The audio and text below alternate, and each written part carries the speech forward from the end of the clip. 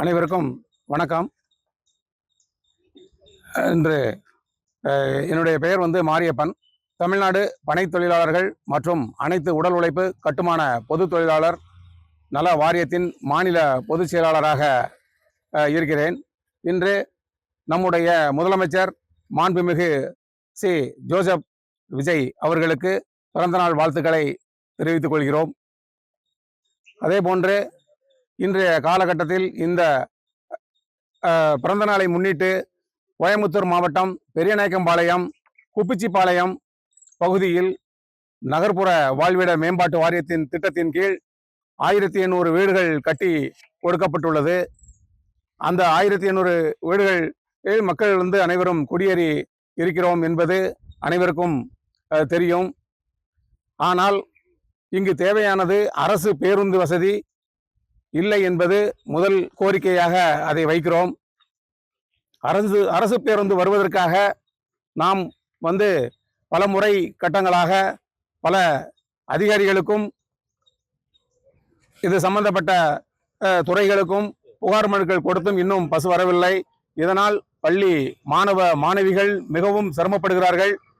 வயதான முதியோர்கள் ஹாஸ்பிட்டல் செல்வதற்கும் மருத்துவம் பார்ப்பதற்கும் அவர்கள் மிகவும் கஷ்டத்துக்கு உள்ளாகி வருகிறார்கள். பெண்கள் வேலைக்கு செல்வதற்கு சரியான நேரத்தில் வண்டி பஸ் வசதி இல்லாதனால் மிகவும் சிரமத்திற்கு உள்ளாகிறார்கள் என்பதை பற்றிய கோரிக்கை நாங்கள் வைக்கிறோம். அதே போன்று நம்முடைய வீட்டுகளுக்கு நல்ல தண்ணி உப்பு தண்ணி என்ற ஒரு கடினமான சூழ்நிலை இருக்கிறது. நல்ல தண்ணி என்பது நாம் காசு கொடுத்து அதை நாம் எல்லாரும் மக்கள் எல்லாம் பயன்படுத்தி கொண்டு வருகிறோம். அவர்களுக்கு மாதம் ரூபாய் 250 செலவுகளை நாம் செய்துதான் அதை கொண்டு வருகிறோம். அப்படி பார்க்கும் பொழுது 1800 வீடுகளுக்கும் 250 ரூபாய் வீதம் வசூல் செய்து ஒவ்வொரு மாதமும் 4 லட்சம் ரூபாய் வரைக்கும் நமக்கு செலவுகள் அதிகமாகி கொண்டிருக்கிறது.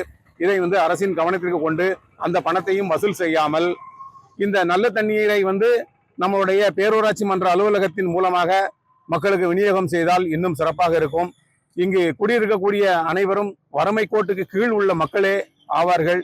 அவர்களை கருத்தில் கொண்டு இந்த பணியை நமக்கு சிறப்பாக செய்து கொடுக்க வேண்டும் என்று கேட்டுக்கொள்கிறோம்.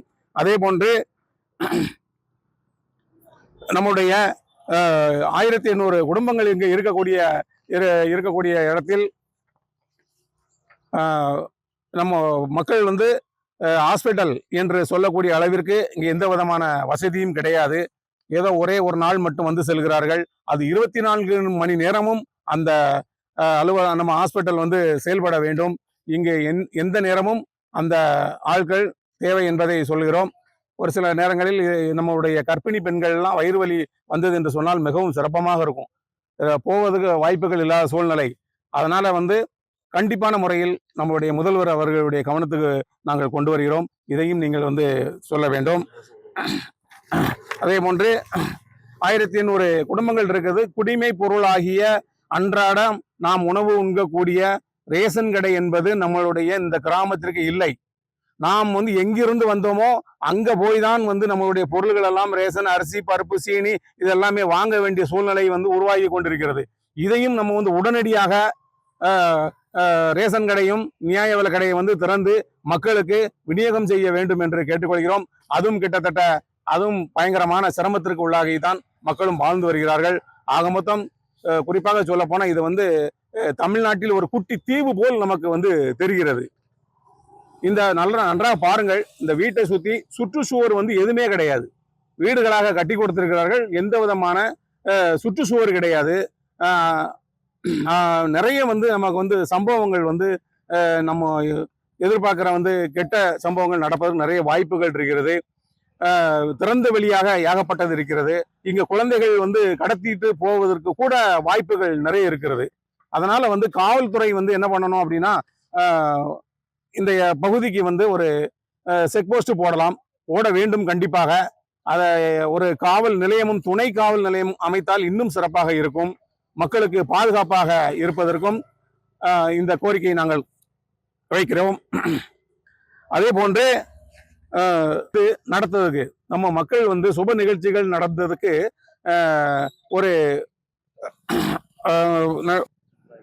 ஆமா சமுதாய கூடம், சமுதாய நலக்கூடம் வந்து கம்பல்சரி நமக்கு தேவை. பல முறை நம்ம வந்து அதையும் நம்ம வந்து சம்பந்தப்பட்ட அதிகாரிகளுக்கு சொல்லியிருக்கிறோம். இந்த மாதிரி எங்களுக்கு வந்து சமுதாய நலக்கூடம் வேணும் அப்படின்னு சொல்லியிருக்கோம்.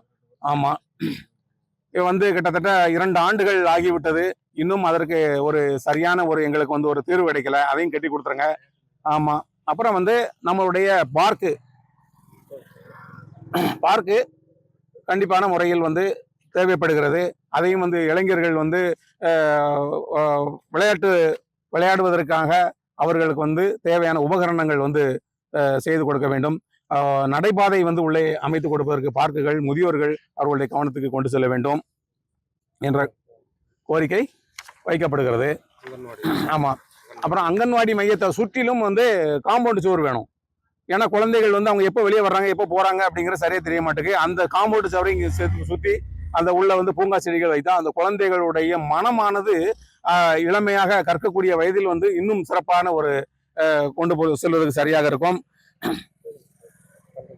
இந்த 60 வயதுல உள்ள முதியோர்களுக்கு அரசு வந்து அறிவிச்ச மாதிரி 60 வயதில் உள்ளவங்களுக்கு காலை, மதியம், இரவு இந்த 3 வேளையும் வந்து உணவு கொடுத்தால் இன்னும் சிறப்பாக இருக்கும். அவர்களுடைய வாழ்வாதாரமும், ஏன்னா எல்லாருமே வறுமை கோட்டுக்கு கீழே தான் உட்கார்ந்து வாழ்ந்துகிட்டு இருக்காங்க. அதனால அந்த 60 வயசுக்கு மேல உள்ளவங்களுக்கு நம்ம அவங்களுக்கு அந்த ஒரு உதவியை செய்தால் அரசுக்கு மிக்க நன்றியாக இருக்கும்.